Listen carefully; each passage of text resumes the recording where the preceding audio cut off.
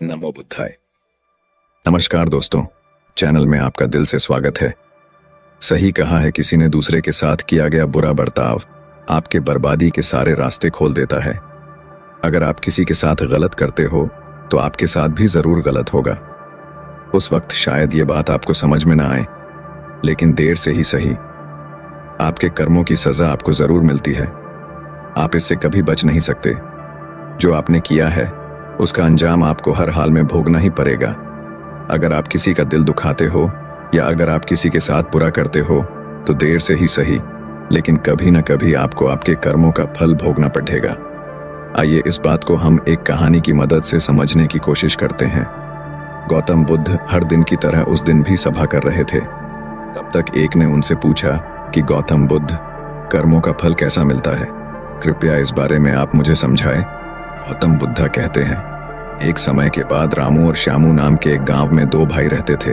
श्यामू अक्सर रामू को देखकर जलता था, क्योंकि रामू स्वभाव से बहुत अच्छा था, लेकिन श्यामू का स्वभाव ऐसा नहीं था। उसके दिल में दूसरों के लिए कोई दया नहीं था। वो हमेशा दूसरों का अनादर करता और उन्हें नुकसान पहुंचाता रहता था। धीरे धीरे काफी वक्त गुजर गया। रामू श्यामू के माता पिता अब इस दुनिया में नहीं रहे।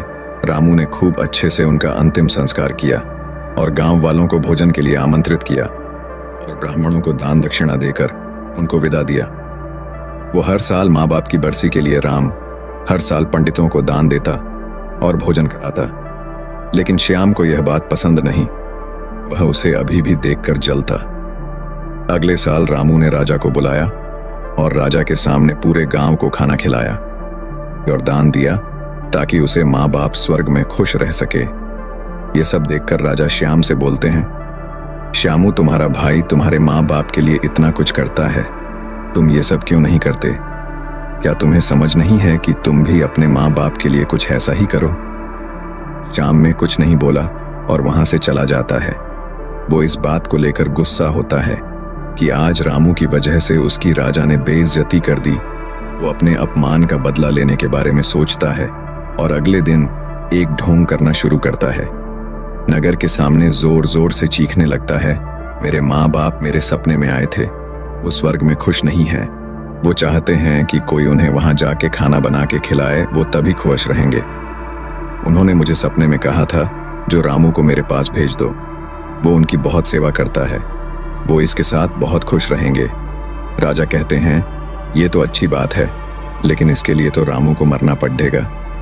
रामू को सब समझ आता है, ये सब कहीं ना कहीं उसको फंसाने की चाल है, लेकिन वो कहता है, चलो इसी बहाने मैं जरूर सेवा करके दिखाऊंगा। रामू मरने को तैयार हो जाता है।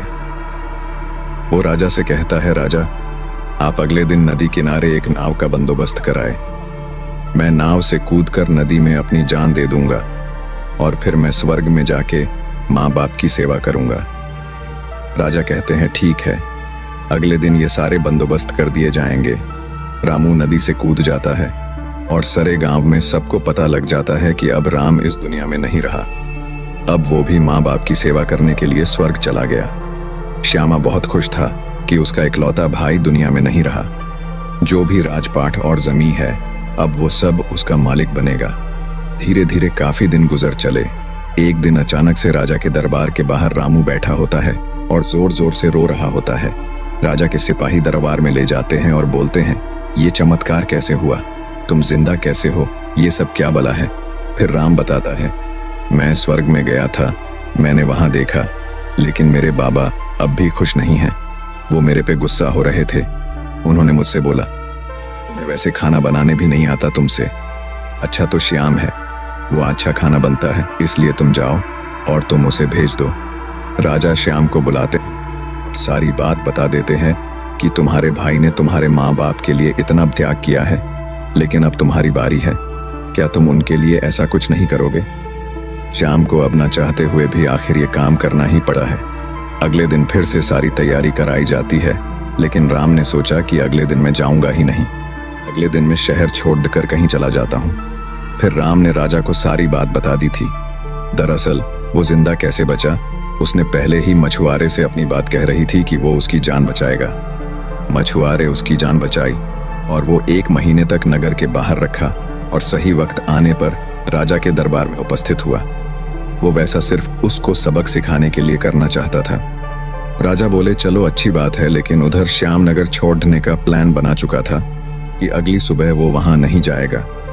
वो रात के अंधेरे में घर छोड़कर भाग लेता है। सिपाही उसे देख लेते हैं और उसे रोकते हैं।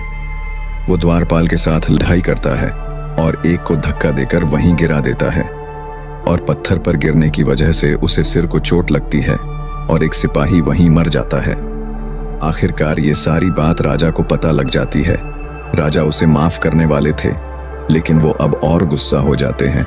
फिर अगली सुबह उसे नाव से वैसे धक्का दे दिया जाता है और वो उस नदी में डूब जाता है। अब उसे अपनी गलती का बहुत अफसोस होता है कि यह सब उसने ये क्या किया। जिंदगी की आखिरी मौके पर भी वह दूसरों का बुरा ही करना चाहा और आखिर में उसे भी अपने जान से हाथ धोने पड़े। तब गौतम बुद्ध समझाते हैं, कर्मों का फल ऐसा ही होता है। बुरे इंसान को आखिरी वक्त तक सही और गलत की पहचान नहीं होता। जिंदगी ऐसी ही नहीं चलती, जिंदगी समझने की चीज है। उसने महात्मा से पूछा, कर्म कैसे बनते हैं? फिर महात्मा ने बोला, अच्छे कर्म के बनने से पहले हमें इस पर ध्यान देने की जरूरत है कि आखिर अच्छे कर्मों बनने का सबसे पहला पड़ाव क्या है। मनुष्य के द्वारा किए जाने वाले सभी कर्म उसके विचारों से निर्मित होते हैं। हमारी सकारात्मक या नकारात्मक सोच विचारों को जन्म देती है और वही विचार कर्म बनते हैं। इस तरह सोच सकारात्मक होने पर ही अच्छे कर्मों का निर्धारण हो सकता है। उसने फिर महात्मा से पूछा, पाप का फल कब मिलता है? फिर महात्मा ने बोला, पाप का फल किए गए कर्म पर निर्भर करता है। यदि आपके द्वारा किए गए कार्य बुरे हैं और वो अच्छे कर्मों की तुलना में अधिक है, तो इसका फल आपको अगले जन्म में भोगना पड़ेगा। यदि बुरे कर्म कम हैं, तो इसका भुगतान आपको इसी जन्म में करना होगा। इस प्रकार यह चक्र चलता रहता है। जब तुम जिंदगी को समझते हो, तब तुम खुद को समझ पाते हो। तुम तभी देखोगे कि इस दुनिया में जितने भी जीव जंतु, पेड़ पौधे हैं, सब तुमसे जुड़े हैं। उनकी रक्षा करना, उनके बारे में अच्छा सोचना और उनका भला करना भी तुम्हारी जिम्मेदारी है। जब तुम दूसरों के लिए अच्छा करते हो, तो बदले में तुम्हारे लिए भी अच्छा होता है। लेकिन जब तुम किसी दूसरे का बुरा करते हो और तुम्हें लगता है कि तुम्हारे साथ बुरा नहीं होगा, और हो सकता है कि शायद उस वक्त तुम्हारे साथ बुरा ना भी हो, लेकिन ऐसा कुछ नहीं, कभी ना कभी तुमको उसका हर्जाना भुगतना ही पड़ता है। इसीलिए तुम्हें यहाँ पे किसी का बुरा करने का कोई हक नहीं है। तुम्हें यहाँ पे किसी के साथ गलत व्यवहार करने का कोई हक नहीं है, क्योंकि कर्मों का फल कभी ना कभी मिलता ही है। बाकी अगर ये कहानी आपको अच्छी लगी हो तो इस वीडियो को लाइक करें। धन्यवाद।